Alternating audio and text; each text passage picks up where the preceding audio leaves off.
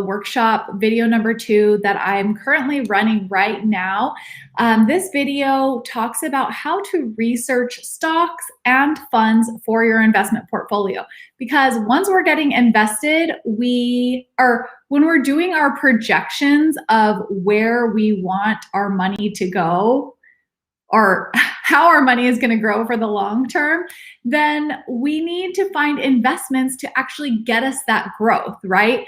When we're just running the numbers in the calculator, sorry, I'm a bit nervous, but when we just run the numbers in a calculator, all we can really see is just guesses. But then when we actually take investments and plug those in, it becomes more realistic of what we can actually get into over time. Let's see. Yeah, let me know if you guys have any questions. This is my first time using this software that's kind of streaming both to Facebook and YouTube. So if you guys have any questions, let me see. Let me see if there is something right here. Okay.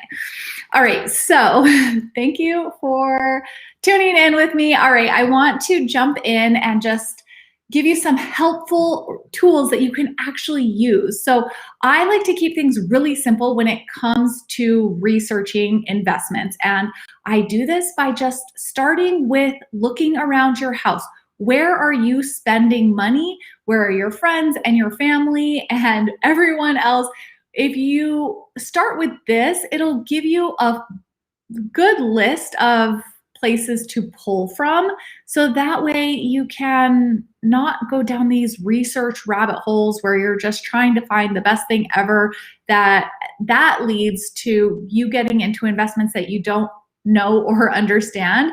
If you're just trying to get into something that maybe somebody told you about or something like that, versus actually getting into something you use. Because when you're Apple products, for example, if you have Apple products everywhere, your watch or phone or computer, you're spending money. You're already giving the company money. You may as well be a partial owner in that company. So I think logically, it just makes sense. It's also what Warren Buffett talks about all the time, investing in companies that you know and use. So we'll just start with that. Let me share my screen with you, and then I'll show you exactly how I do this. I go about it in 2 ways. Three. First, I use Google to look at past performance. Then I like to use a site called TipRanks, which I need to become an affiliate with because I'm always talking about them. But I use them to look at future projections. And I started using them because that's the software that E-Trade used. It was built in, or it is built into their platform. So that's what they use when they're researching different investments. And so that's what got me really comfortable with TipRanks. And I use that for future projections. And I pair that with my own logic and reasoning. So that's where we're like talking about or trying to figure out what we're using. Like you're saying in the comments, Facebook, Apple, Pepsi. So we'll just start with some of those and enter them first into Google. So let me share my screen here. All right, so you start out with Google, right? And then let's just enter. Oh, you can see my search history. I've been seeing the angel numbers. I don't know if you guys believe in that or whatever, but I've been seeing like 111, 777 everywhere. So I know the energy is good in my world right now. But let's look at Apple. AAPL is the symbol. So you just enter it. And if you don't know the symbol, you could just type in Apple stock and it'll pull up. So then what I want to do is share this part of the screen with you so you can see this chart. Oh, I'm trying to make it bigger. Command plus, there we go. Okay, so this brings up a chart for the stock. This is what Apple did today. Apple's at 0.67% for the day. And if you want to see a longer time frame, you just click this. This is 5 days, 1 month, 6 months, year to date, and it changes right here. You can see year to date, so from January till now, this stock is up 13.5%. Over a 1 year time frame, oh yeah, you got to give it a second. So over a 5 year time frame, 419%. That's pretty incredible, right? Then if you're trying, let's say I can't see who typed in those different things in the chat. I don't know how to enable that feature, but where I could actually see, but I see the chat. I just don't see the person that typed it. So let's compare though, because we've got Apple, Facebook, and Pepsi. So let's compare it to Facebook. And if you just hit that compare at the bottom, it'll bring you or give you the ability to enter in another stock. So that's what I did. So you can see Facebook is the yellow line. Let's look over a 1-year time frame. Facebook is the yellow line, Apple is the blue line. You can add in something else, like let's say you want to add in, oh, Pepsi, let's do Pepsi. I don't know the symbol for that, PEP. So there's Pepsi. So you can see over a 1-year time frame, Facebook or Apple's up 35%, Facebook 38%, and Pepsi is up 17%. And then you could scroll out and see even further. So over a 5-year time frame, Apple's just crushed all of them. They've done really, really well. And so this is how I like to just look at past performance, right? What did the stock do? This gives you an idea of what to expect.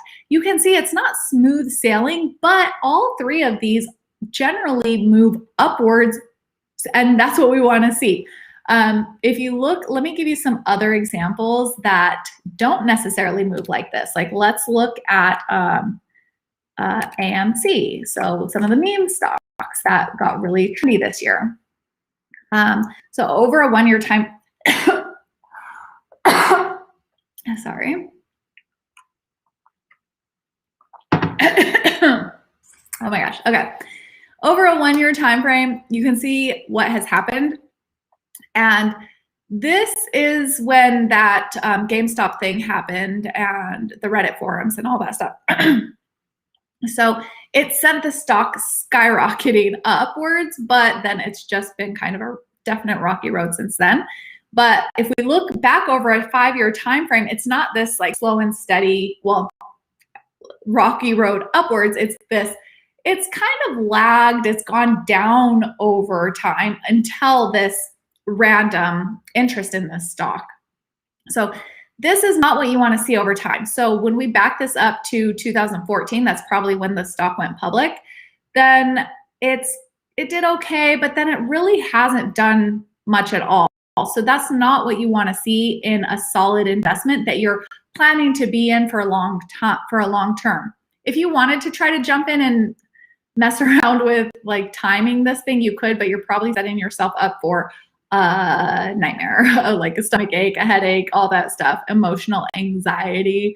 So I like to avoid this type of stuff. Let's look at like Tesla. Let me know if you have any that you want me to enter into the chart here. So here's over a 5-year time frame. Do they have that? Yeah, there. So they've done really well, but this Tesla is just really, there's a ton of ups and downs. So, and they're pretty extreme too. So from 400 all the way up to almost 900. It's just really, really dramatic. I like the more steady type of stuff unless you want to add in a little bit. But that being said, if you only add a little, even if it has a fantastic run, you're not going to make much money. Nothing's ever going to turn from like a tiny bit to a ton of money. So keep that in mind. Concentration builds wealth. Diversification more maintains wealth. It does grow it as well, depending on how you're diversified. But that concentration is what really allows for more money to be working for you. Let me see. Oops. What about Microsoft? Okay, let's see. I think it's MSFT. So here, let's see. So they've done really good. Over a 5-year time frame, they're up 241%. Okay, let's get into tip ranks because then we can look at future price targets. Yeah, let's compare this to Delta because, oh, that was one of the ones I had in my story from yesterday or today when I did that poll. Oh, whoops, I entered the wrong symbol for Delta. It's Delta, DEL, DAL.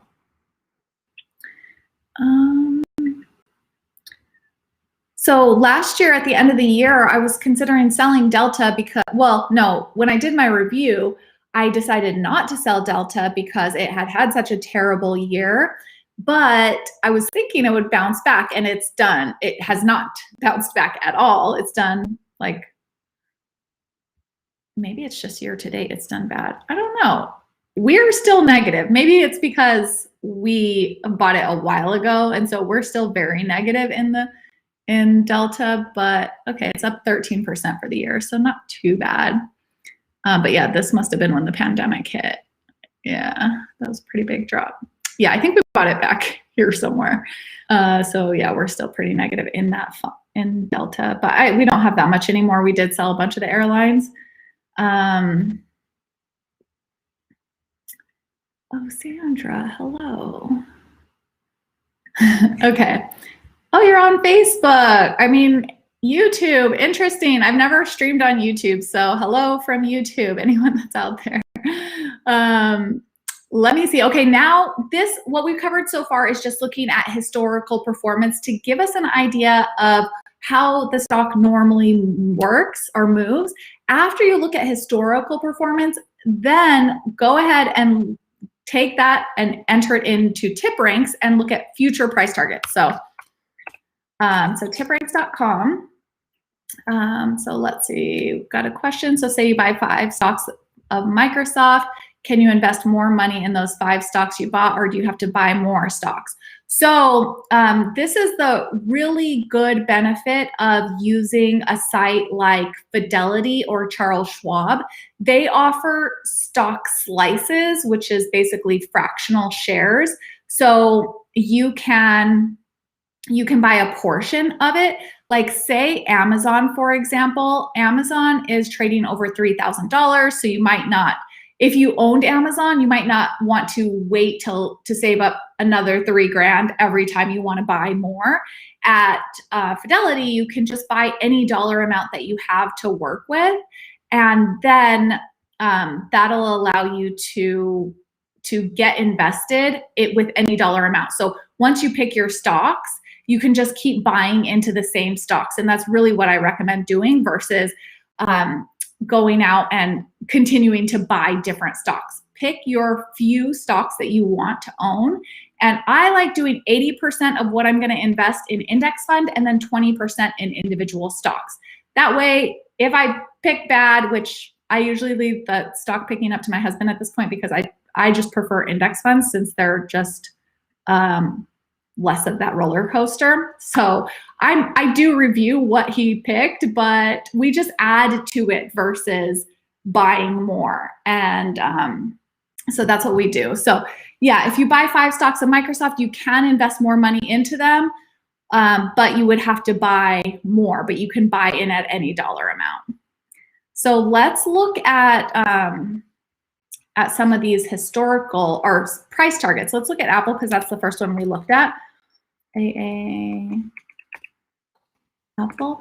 And so you just enter it in, and this is the site that I was talking about that we used at E-Trade when I worked there. So this is how I learned how to use this site, and it's the site that's embedded in E-Trade's research platform. So I really like it. I got comfortable with it. It's super simple, so like anybody could do it. But I use this to keep research simple. Analysts' whole job is to read these financial statements and then come up with price targets. I am not trying to figure out how to research the PE ratio and the revenue of the company and all that stuff. Like, why would I do that? Or why would any investor do that when there's a whole group of people that are already doing that every single day?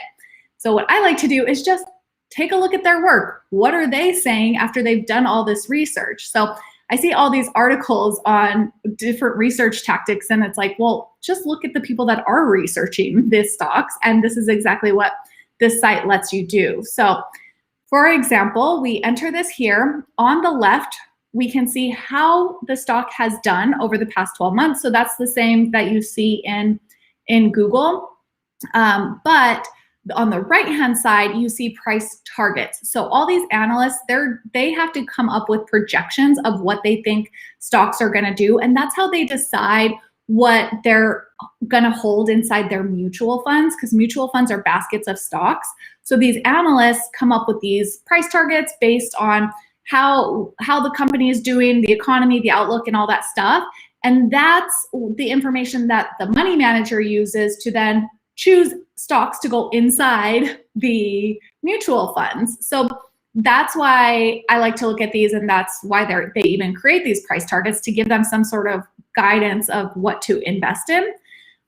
So with this, for example, the middle line is an average. So of the 25 people that have reviewed this stock, which you could see right here, the average price target that they've come up with is $169. That's 15% up from where it is trading right now, which you can see that price right here.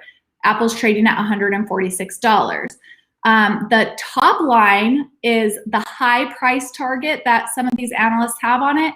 And the bottom line shows the low target, where, you know, things maybe don't go as well as planned, or things go really well. So that kind of is what sets those high and low price points, and how people come to an average. These analysts they get it wrong, okay? They're not always right. So I like to just use this as a guideline, especially when I'm choosing from a list, right? If you go around your house and you say, okay, I use Apple products, I watch Netflix, I go to Disney, I'm an annual pass holder, or whatever, right? The companies that get your money, you start with that list, and then you use this to help narrow down the list to a smaller number of stocks.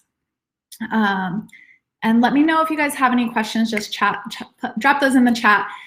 And if you're watching this on the replay, you could just drop them in the chat, and I will be sure to answer those for you. So, and then the other thing is, when you're looking at comparing price targets for going forward, try to compare two similar stocks together. So if I were to compare you could, where is the search? There we go. Let's look at like Facebook versus Snapchat, because they're both social platforms. They're not exactly the same, of course, but if you just were like, okay, I'm gonna pick one social stock to invest in. Here's Facebook. So it's currently at $345, and 30 analysts have reviewed it. If you only see a few analysts, I wouldn't, take that into consideration. 30 is a great number. That's about average, anywhere from like 25 to 35. But sometimes you'll see like 2 or 3 analysts, and so it's like, okay, what's going on? But this one has a 21% upside. So then now let's say, okay, what does Snapchat look like? And I own both of these stocks. Facebook was actually one of the first stocks I ever bought. Oh, I keep hitting enter too soon. Snap. And then I just bought Snapchat last year, but not too much, because I wish I bought more, of course, because it's gone up like 340%. But okay, so Snapchat has a 9% upside versus Facebook had, I think, a 21% upside. So that can kind of help you decide between a couple, and they might get it wrong, but at least you're making somewhat of an educated guess versus like completely random and going with your emotions. I like to at least have some sort of numbers to kind of back me up here. Let's see. So, okay, that is stocks and funds, the two tools I use. And then again, logic, right? Are you even using Facebook anymore? Are you using Snapchat? Do you, do you still buy Starbucks? Do you still whatever. Those are the types of questions you have to pair with the actual numbers, and then use those three together to actually get yourself to like a few stocks that you want to own. Then the other thing I wanted to show was how to research funds, right? It's a little bit of a different process because funds don't offer a price projection. So we really can only look at cost and past performance to help us decide what to get into. So valuable, thank you.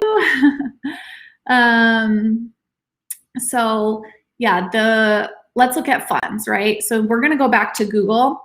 Let me think of well, let's do SPY. That's an ETF, it's an exchange traded fund. ETFs are very, very similar to index funds. They're very low cost. They usually track an index, but not always. Sometimes you can, an ETF is basically a basket of stocks, right? Or bonds, but if you're getting into an ETF, you could, if you wanted to, let's say, get into cryptocurrency or electric vehicles or medical marijuana or something like that, but you didn't want to necessarily pick one, you could buy an ETF that has a basket of different ones. So it's a great way to get into something specific, but without having to hand select the individual stocks. Versus index funds usually just tracks an index. I don't know that there's like an index fund of like cryptocurrency. Maggie, do we pay capital gain taxes on individual stocks when we sell them? If there's a gain and it's in a brokerage account, so non-retirement account, then you do pay capital gains depending on if you've owned it for less than a year, then you pay income tax rates. So let's say you have $1,000 gain and you're at the 22% income tax bracket, you pay, of that $1,000, you pay 22% of it in tax. If you sold it within a year, if you own it more than a year, then you pay what's called capital gain tax, and that's at a lower rate. It's either 0 if you make less than about 40,000. It's 15% if you make between 40-ish thousand and like 400,000 per year. So most people are probably going to fall in that 0 to 15% rate. So you want to own something for more than a year, and that's why it's good to look at these longer term price targets versus just like looking for that quick return, because then you're going to pay a higher rate and it just gets more complicating. So you do, but if it's in a retirement account, then you don't pay tax. You could just sell it, and as long as you keep it in the account, the retirement account, then you're not having to worry about any tax, which is the great benefit of having stocks in a retirement account, because they can have a huge growth and you never have to pay any tax on them when you sell. So that's how that works. So now let's get back to this and just look at a couple of funds. So this is like just what's it called? An ETF. Like I said, this tracks the S&P 500. And what you want to look at for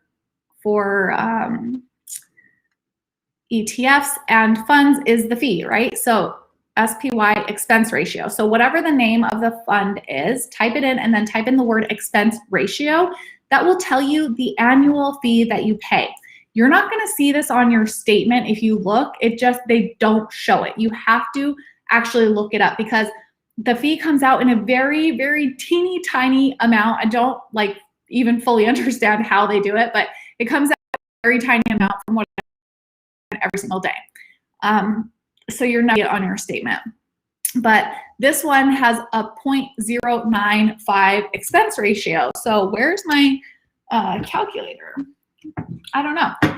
So you just take 0.095 times the dollar amount that you have to enter. So if it's $1,000, you enter that and it'll show you the fee. I think that would be 95 cents on $1,000. I don't know. I'm really bad at this like type of math, even though it should be simple.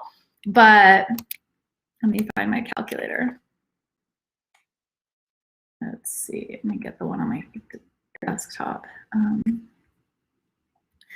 So anyway, you guys can do that calculation, but I will enter real quick. 0.095 times 1,000, let's say you're going to put $1,000 into an ETF.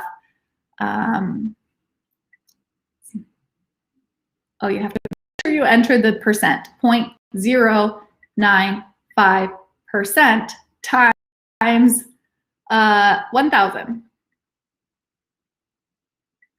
It's 95 cents, yeah. So that's how much you pay per year on the fund. Let's see. So Fidelity has the lowest cost index fund, so I think they're a great place to start if you're just starting out and you want to get into investment or index funds, which is a great option. But if you just type in Fidelity Index Fund, they have this list that shows you their fund. Why? Oh, because I have it expanded too much.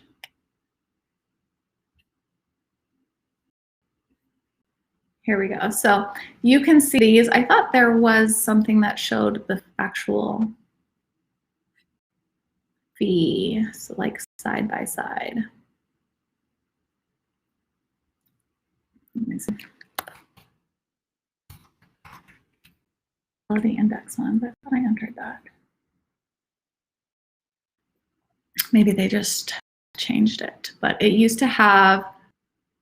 Interesting. So it used to have their list here, and then it had side by side, it had Vanguards, so you could see the cost, but I guess they took that off. But anyway, this is the Fidelity 500 or S&P 500 Index Fund.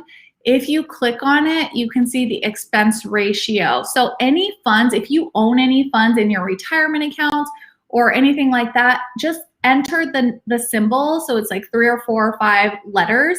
Enter it into Google and type expense ratio, and it should pop up. And this is what will tell you how much you're paying every year on the fund. So you just do 0.015%, make sure you enter that into your calculator, times the dollar amount that you have invested, and that'll tell you the fee that you pay every year. This is super duper low cost, and that's why index funds are amazing, but mutual funds have a much higher rate, have a much higher fee. So let's see, we're gonna take this index fund and I'm gonna show you exactly what I'm talking about. Oops, it disappeared. We're gonna take this FXAIX, right? And then we're gonna compare it in Google. So we're gonna go back to Google. Google.com, and then that fund, sorry, and then that chart is going to come up that we were using before. And if you click more about, you'll be able to compare it to something else. So let me find another fund really quick. I'm going to use another mutual fund, and we're going to compare it to the index fund, AGTHX. Compare to AGTHX. This is American Funds Growth Fund. So American Funds is just a company that puts together mutual funds, and they're sold very often in the big brokerage firms. And they usually don't do better than the index. So when you're comparing side by side, so you could use this for when you're picking out your retirement investments, you can look at your options and enter them here and see side by side how they look, right? This is the American fund next to the index fund. What you want to see is if you're invested in a mutual fund, you want it to be doing better than the index fund. But here we can see the yellow is the mutual fund, meaning it's a fund that a money manager has hand selected the investments to put inside the fund, versus an index fund is just a mirror image of the index that it's tracking. So the S&P 500 index fund has all 500 of the stocks that are in the S&P 500. A large cap mutual fund might only have 25 stocks, or it might have thousands of stocks. So this is how you can see them side by side, and what you want to see if you're paying more for a mutual fund, that you want to have better performance. But you can see over a 5-year time frame, this fund is not doing better, but you're paying more for it. So Let me see. So yeah, that's what you want to do to like run those numbers. Let's see in the chat, FZROX. Okay, let's see, FZROX. I feel like, is that a Fidelity? Yeah, that's a Fidelity Zero Fund. So Fidelity has 4 funds, I think, that are completely free. Their zero funds don't have a fee on them, so they're awesome. But then let's look at the performance. So, and then this is, you see right here, the teal line, it starts in 2018. So you can't look at a 5-year time frame with a fund that just started in 2018 because it's not the same, like apples to apples, I guess. You have to make sure that they've all existed the same amount of time. So if you back this out to a 1-year time frame, you can see that Fidelity fund, that teal, has done better. It's very much in line, meaning it like moves up and down in sync with the other funds. So that means the investments are probably very similar. There just might be a few extra that are adding a little bit more growth to that fund. So that's a great fund to be in. You can see down here, it's up almost 38%. So yeah, that's a really great one. And since it's a zero fund, there's no fee at all. So how awesome is that? I wanted to look at just so I can show you AGTHX, how you can see mutual fund fees. AGTHX. Usually it will just show the first one that you enter. So this one, you can see the expense ratio is 0.64 instead of like 0.0 something. So it's going to be a lot higher, right? So 0.64% times 1,000 is $6.40 versus like 15 cents that we saw earlier with one of the index fund. So it's not significant if you have a small amount invested, but once your portfolio gets larger, like you've got 100,000 in it, and then even then in like a single year time, it's not going to be that big of a deal. But over like 10, 20, 30 years, it could be like $40,000, $50,000 in fees that you're paying. So you don't want to pay as much in fees that like a college education. So if you can keep your fees low, obviously that will keep more money in your pocket. But what I don't want you to do is overanalyze the fees so much that you're afraid to invest altogether. It's better to pay 1% and be invested than not be invested, so, but you will keep more money, obviously, if you keep your fees lower. So I think that's it as far as like the research process that I go through. I do this once a year on the investments that we own, and I use that time to help me decide if we're going to keep the things that we have or if we're going to sell them. But then we do have to factor in taxes. Like if we sell something, there's probably going to be a tax associated. So we kind of have to figure out all of that. And I do that in December. And last December, I actually did a live where I invited people to review my portfolio with me and go through that whole process. So I'll probably do it again this year because it was pretty popular and it was fun to do. So yeah, let me know if you guys have any questions. That's pretty much it. If you're not watching my webinar, grab it because it's available through Sunday, because on Monday, I'm going to open my cart. So my webinar isn't trying to sell you on anything except offering you the information and also letting you have a sneak peek, I guess, into the course. The webinar the Monday video was like 10 minutes. The Wednesday one was about 15 because I went through a lot of this process. And then on Friday, that one puts all the pieces together. Once you know how much you're going to invest and into which items, then like how do you put that all together into a portfolio? But there's so much information that there's just a lot more that I cover in the course to really help you get going with confidence. So that's what all of this is leading up to. But at least, like, whether you join the course or not, you're still learning from the webinar, of course, and that's really important. And of course, whenever you're ready to take it to that next step and do a course, like, well, mine isn't going to be available till next year because I'm doing it like I'm not keeping it open the whole time because this is, yeah. Anyway, that's all I have for you. You can register for that webinar through my Instagram bio or on my website, Money with Maggie. And if you have any questions, just shoot me a DM or leave them in the comments, and I'll see you later.